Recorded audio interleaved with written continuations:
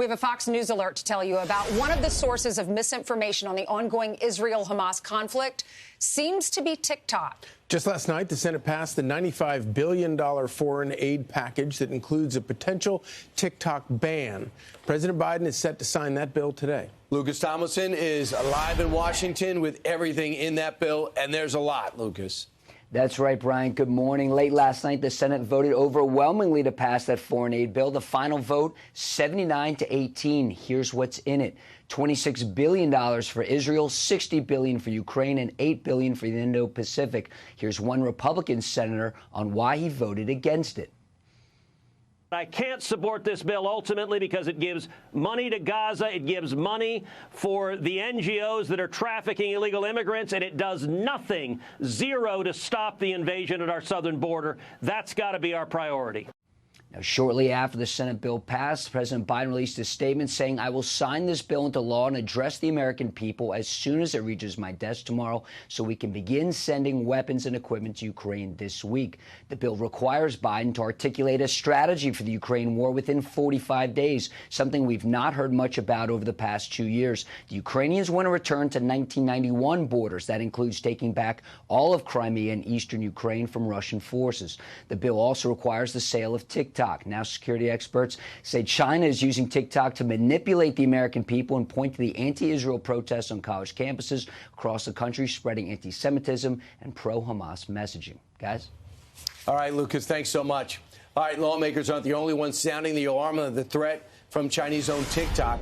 Even FBI Director Christopher Wray pointing out, again, the serious national security concerns.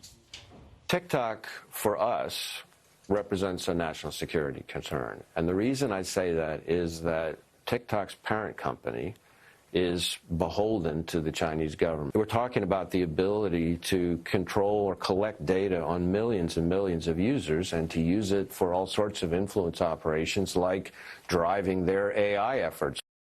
And here to react is Tech Policy Center Director at Heritage Foundation, Kara Frederick. Good morning, Kara.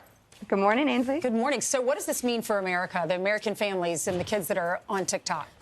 This is a great thing for Americans and especially the next generation of citizens. So right now, the app is probably going to function as normal. The company has about a year, up to a year, to divest from its CCP masters, ByteDance, headquartered in Beijing.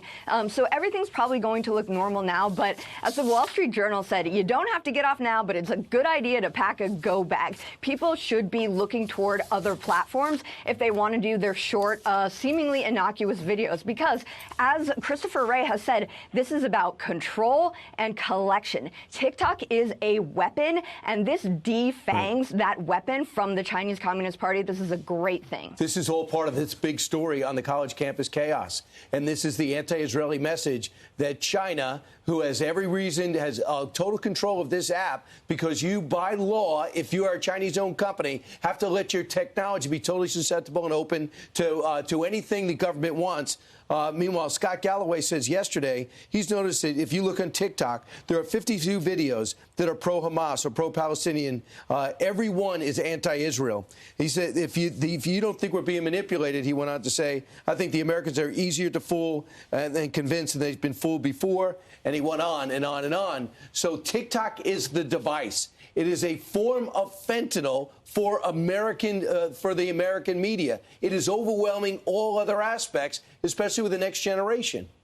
Oh, yeah, it's a portal to poison, and it is actively poisoning the minds of our youth. And, you know, I don't say that lightly, but you're right to point out that 2017 national intelligence law, which renders private companies in China effectively an arm of the state. They have to work in the service of the Chinese Communist Party. And I would point to another data point. When the Trump administration initially attempted to ban TikTok and WeChat, another digital platform owned by China, with the 2020 EO, China said, we are never giving up the algorithm, no matter what you do. So that alone says that it is so critical to them to be able to influence the information environment and the information that our youth see, that they don't want to give up the algorithm because they have the capability of manipulating it. Director Wray testified to that years and years ago as well. but they also pay a ton of money to former politicians to lobby for them, like Trent Lott and other people. And now they also, I don't know why, in this legislation, they're waiting 10 months to get rid of it.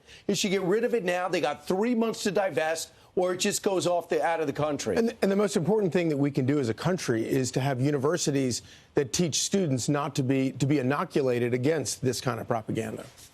Oh, yeah. And it's really interesting. The CEO or the founder of Palantir, Alex Karp, said something really interesting about these protests a while ago when they were first being fomented directly before the blood was even dry on these hostages and the people who were murdered on October 7th. He basically said these kids think they know everything. They think they know something about the world because they watched a couple of videos on TikTok. You better believe that China is using that, again, as a weapon for our children. And we also know, according to whistleblowers, that the Chinese Communist Party has supreme access to American data, to Americans on the platform. They're using it to their advantage. You got to end it now. Good job, Senate, last night. All right, Kara, thank you so much. The president's supposed to sign that bill as early as today, possibly. All right.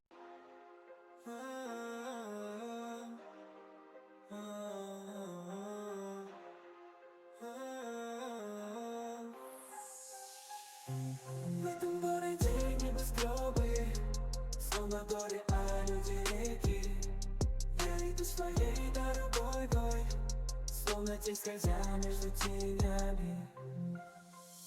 Здесь каждый день это битва за место под солнцем, за славу, за благо.